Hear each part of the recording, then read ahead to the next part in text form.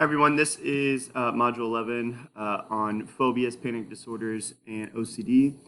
This week, MC will be hosting facilitating the lectures and discussions and activities for class, but I wanted to go over a couple things with you.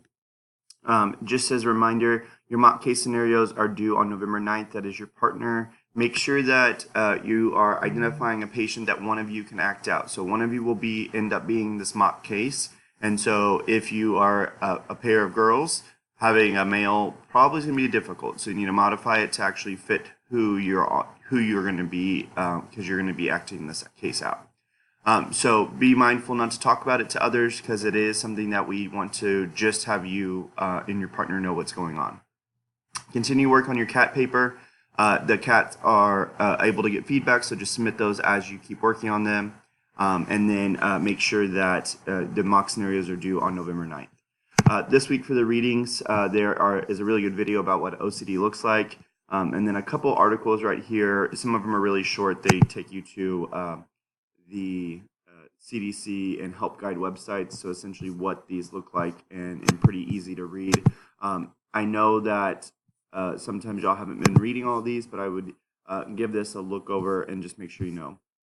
This is the fear avoidance model for Bree during the IPE event. I talked about this, but this is the idea of how this could really connect back to athletic training and fear avoidance related to phobias and panic disorders, specific to injury or illness. And so we're going to talk about that and do some activities relative to that with MC this week. For your weekly assignment for week 11 is creating a patient-centered care plan for 2 patients with OCD. You have a first patient who is a baseball player at Vanderbilt. This is based off a real patient case, but this is his baseball routine or rituals, if you will. And so go through this case, and the questions down here are posed as the athletic trainer. What is your role in the care team? So understanding what his therapy that he's going through is, what is the treatment that is being done in terms of medical pharmaceutical interventions, and what are those?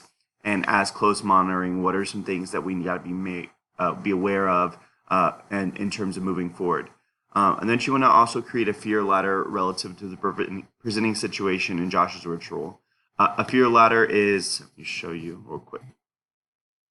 So a fear ladder could look like this. This is an example for OCD, that the situations that they have in their life, and their fear level they're at, and then what they actually earned.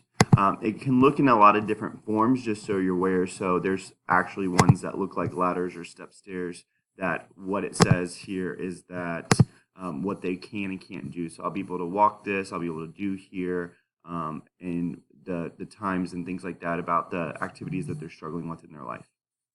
So after you finish your fear ladder for those, then you have a second presenting situation. This one is really long, and it's also evidence-based, a real case from a case study.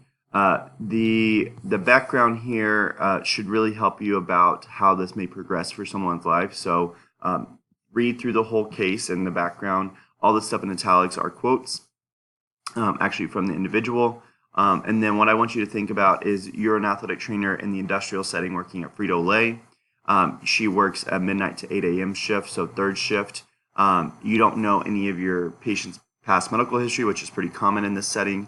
And then you notice that she continues to successfully think or count things during that, and then presents to you with some pathologies such as wrist pain and elbow tendonitis, which are due to typical of injuries due to overuse. But you notice some things as she gets going. So what are some things that you can measure as patient-reported outcome measures?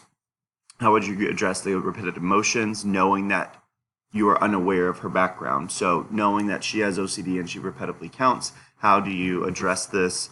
What are some self-care tips to reduce musculoskeletal pain, and contrast the roles and responsibilities of these 4 areas? So a psychiatrist, a psychologist, a psychotherapist, a mental health counselor. In general, you don't have to be specific to this case, but I want to just review that one more time to make sure we have those down. If you have any questions for this week, feel free to reach out, and I'm excited to go over this with you guys. Have a great